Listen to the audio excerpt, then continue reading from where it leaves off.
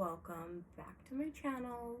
In this video, I just wanted to go over and talk about having a stroke at age 35 and the effects it has had on me, what I still suffer from daily because of it and at random times.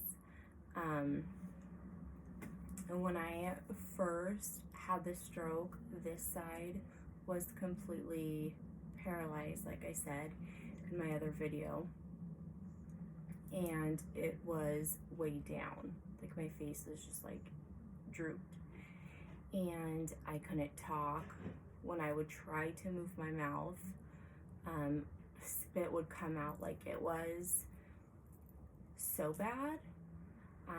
I was told it was Bell's palsy, but I was in the emergency room screaming, in a pillow, and just, I didn't even care about the face being paralyzed. It was the pain, the intensity of the pain that I was feeling, like it was in my head, in my ears. I can't even describe it. You know how people say that they can't describe, giving birth? Well, you definitely could not describe the pain that I had felt. I instantly felt confused, like my mind, it was like hitting your head and you just feeling kind of like what's, just kind of off. That's how I felt instantly. But I didn't notice the effect or toll it was going to have on me until I went home in the upcoming years it was gonna do to me permanently. I don't know, hopefully it goes away. But again, like I stated, the pain was so intense. That's never left. It was so bad in the beginning. It has eased off, but when it used to last only up to 3 days. It's been almost 3 years. It used to last 3 days. Now it lasts about 5 to 6 days when the pain is brought on. It's all in my face. It feels like I got punched in the back of my head, and I get knocked to the ground. Like my mom has to, well, she doesn't have to, but she steps in and helps take care of the kids so I could scream in a pillow. Doctors don't want to help me. They don't want to give me any medication, like pain medication. What I do take, and what I noticed that has helped a little, is Aleve. So I'm not one to take pills, but the Aleve gel caps definitely have helped me. So look into the ingredients in it, and if it's something you could take it, because it does help. My brother gets toothaches and I pull out my Aleve, because if that's gonna subside the pain a little bit, then it's going to help somebody, right? Another thing, after I had the stroke, I had no one to step in and be like, let me do physical therapy, like anything like that. Like everybody's like, oh, do you have physical therapy? No. I went to work a week later with my face drooped, in pain, and I held my jaw up so I could talk. People didn't understand me, but I still went. I still spoke. I love to talk, so I'm like, universe trying to shut me down. It's not gonna happen. I'll hold my jaw. So I just kind of did that. And I wasn't able to talk clearly. I probably still can't talk clearly now. For like a year, I want to say, a little over a year, everybody just assumed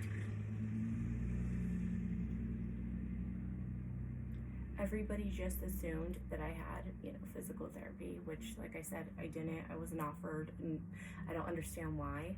I wasn't even given pain medication. Don't even understand why. But that's just, what I took. Like I said, the pain does knock me down. I can't stay knocked down. I can't just stay. Do you hear these cars? Like, it's silent in my home until, like, I turn this on, and then I feel like the world goes crazy, like, right outside my window. So I apologize for the loud noises.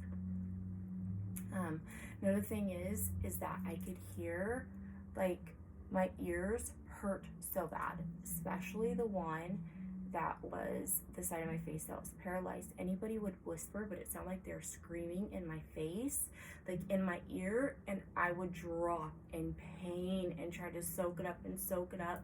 And I'm trying to whisper to my kids, but they'd say, "Hey, Mom," and it sounded like they were yelling in my ear. That still happens. Sometimes it just gets, at first it was so extreme, it's dwindled to how much, that randomly happens, but it will pop up where somebody will talk and it'll just start hurting my ears so bad, and I'm just like, I know what it's from, clearly. Another thing is I am a forgetful person anyways, but I was and am still today extremely forgetful. Example, when it first happened, when I first got out of the hospital of having a stroke, I remember, like I said, I went to work a week later. Clearly I have to put gas in my car. I went to the gas station and I forgot how to pump gas. I forgot. I had to stand there and wait about 15 to 20 minutes for another vehicle to pull up so I could watch how they were doing it. I forgot which one you press and kind of how to do the whole thing, and I remember just being like, how do you do this? I forgot. Like, it was like I wanted to cry. I had to wait for another vehicle to pull up to watch them to pump gas because I forgot. I would talk to my daughter and not remember what we just talked about. She was leaving sticky notes all over for me and saying, "Mom," she would tell me where she was going to go or what she was going to do that day, or a little bit of a conversation that we had, so I would remember, and she'd post them all over the fridge. And I would call her frantically and ask her where she was, why she, hadn't reached. And she's like, "Mom, we talked about this. And I know it affected her a lot because I was continuously doing this. She had a boyfriend to meet me, and she let him know I had a stroke. And I remember like trying to question him, and like, what do you want with my daughter? And he's like trying to explain himself. And I was asking him the same questions over and over, where my daughter was like, "Mom, I didn't want to say anything, but you've asked him this a few times already." And that's the type of stuff I would do. I just would forget the most randomest stuff, but I always forgot conversations with people at work. I would be shown something and I couldn't process what they just showed me. I think I've always had that ability, but I had no idea what they just told me. I had absolutely no idea.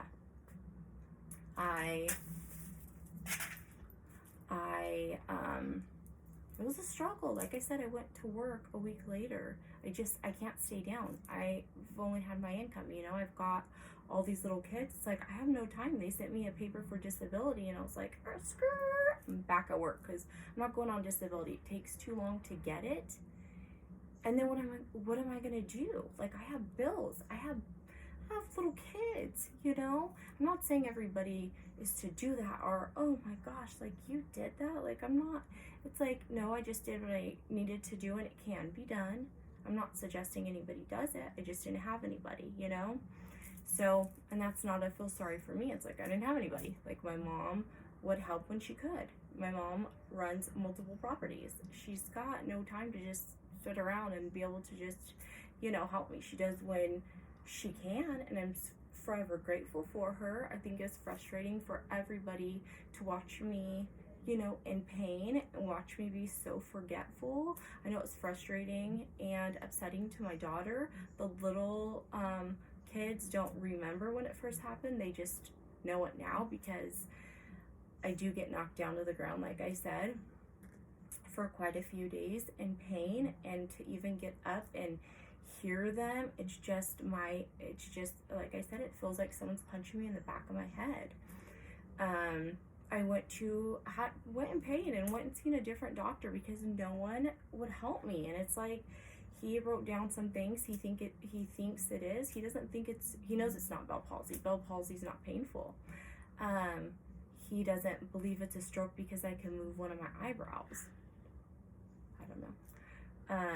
So he wrote a few things. I just kind of have to look into it. Maybe I'll, I thought this getting stuff injected in my face would like move, some things around. I mean, it did. When it first happened, I noticed I would even try to talk or anything, my jaw would lock, and it would lock, and it hurts, and I would have to punch it to make it unlock. And I noticed, like, when I would cry, I still can't cry, like cry without it locking. So I just kind of holded my tears because it's so painful. And that's been almost 3 years having to deal with that. When I'm in the shower, you squint your face because you're like washing off the soap or whatever you're doing, it will lock my jaw where I have to punch the bottom of my face to get it unlocked. Like, these are things like doctors like, be on your way, girl. You go figure that out. Like, my doctor's not wanted to help me. I went there because I noticed a year ago, half of my back went paralyzed, this side, as well as my face. He doesn't think the 2 and 2 is together. Like, he doesn't think it has anything to do with, like, my stroke, that my half of my back is paralyzed. I was in the shower one day, felt the water hitting, and couldn't feel it on this side. I know what it feels like, clearly, to not feel something. I've had a C-section, emergency C-section, and I can't feel anything below. So I'm like, why is it this? So I like kept moving my body to feel the water, and I could feel nothing. I still can't feel anything, and it like scared me. So I went to the doctor, my lovely doctor, and I was like, hey, this is what's going on. And he's like, hey, here's this medication. I'm not going to give you pain medication because, you just go suffer, girl, go suffer. No, he didn't say that, but that's basically, he's like, hey, here's this medication. And then I was like, okay. So I went home, looked it up, because I don't trust these doctors anymore. It said extreme depression. These are side effects. Extreme depression, suicidal thoughts, you can go blind, you can have a stroke, a heart attack. These weren't even, memory loss, seizures. Like, it was so severe that I have no idea why this stuff is being handed out. Did I take it? No, absolutely not. Let my back be paralyzed. I ain't taking that. No. I went in for help. Like, could you help me? Here you go. And my brother had a surgery done with cadaver bones, and they gave him the same kind of medicine. So, like, you're going to give me that type of medicine? I was asking my brother, why did you take that? He's like, as soon as I seen the side effects, I stopped taking it. And it made me feel crazy. Like, I cannot take it. We're just, like, we're not ones to take pills. So, like, me even asking, like, my doctor, like, could you help me? Like, it's painful. It's, something. Like, could you refer me? Like, something? No, I had to figure it out. So that's why I said I take a leave. I just had to figure this out. So that's why I'm like, no, I'm going to put myself out there. I'm going to help people because this is, so if you're going through anything like that, like this, and kind of you just been like brushed off, like these are the things I'm still suffering from. It has eased off, but when it hits me with the ear, with my jaw locking, it's extremely painful. It's random. When it happens, I just know, like, when I cry or when I'm washing my face, to try not move any muscles because it will lock. I wanted to try acupuncture, shock my face, do something. I don't even care. Like, stick, like, what are those things called that you stick to your car? Jumper cables? I don't know, like, stuff, like, set stuff up and just, like, get my things going, my things. So yeah, it's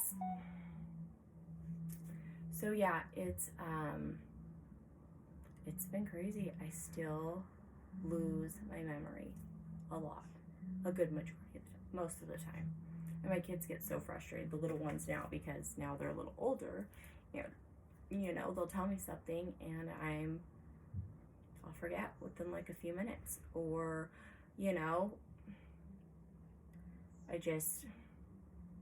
So it just gets frustrating. For me, it gets frustrating because I knew that, but I just keep forgetting.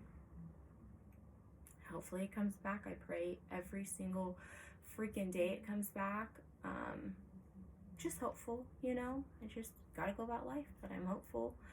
So anybody knows anything, let me know. What made me just really sit back, because I felt absolutely stupid. Like a few days ago, the cops came because someone went and stole my brand new bike I bought to go ride with the kids, broke boards, got in, stole my bike, and I was letting them know. They're like, describe the bike. It was freaking humiliating. I felt like they thought I was on drugs or something was wrong with me. It was so embarrassing. I described a completely different bike than the one I have.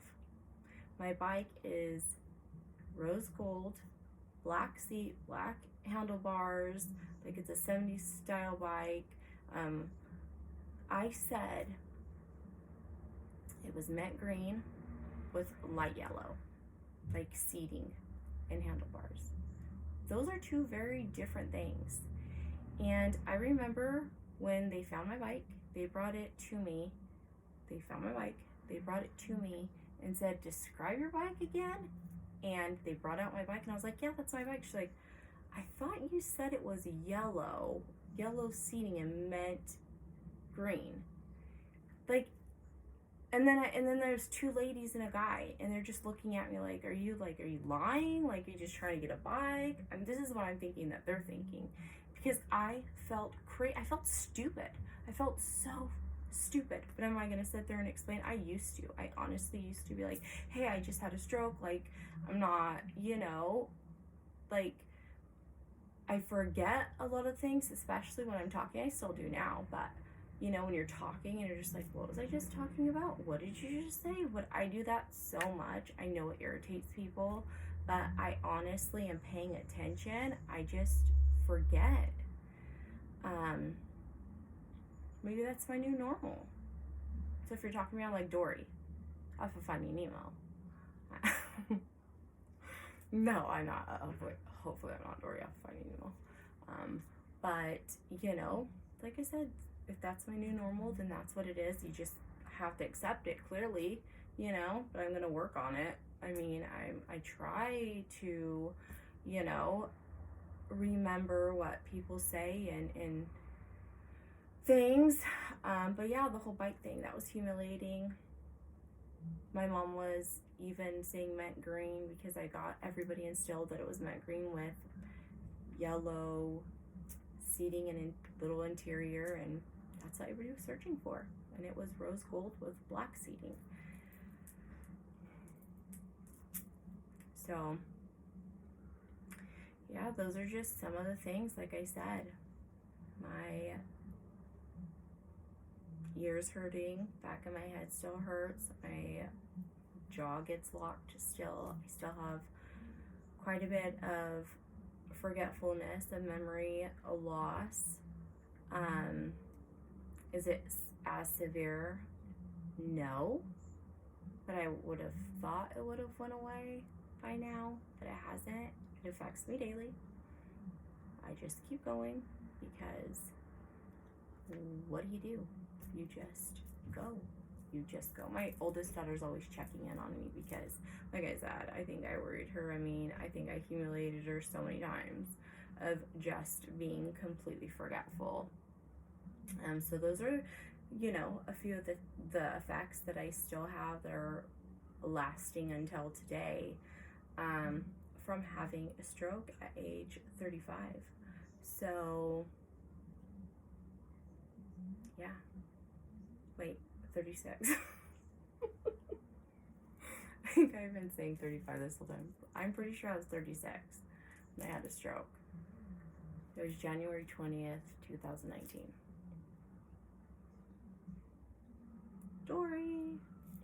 Anyways, hopefully you don't feel alone if you're experiencing this. If you have any suggestions, what I could take that has helped you, any, physical therapist that knows what I could do. What I did was stick gum in my mouth and chew on this side to kind of get the muscles going. My mom told me to, and I just had a big wad of gum. I was like, I don't know. So maybe try that if that's, but yeah, any suggestions, any physical therapists are like, hey girl, just do this, let me know. I'm up for anything, to listen to anybody, to figure it all out. So if you're in this predicament, you've had the same thing going on, you're gonna be okay. We are survivors. We still go about our life, and hopefully it gets better. So until my next video.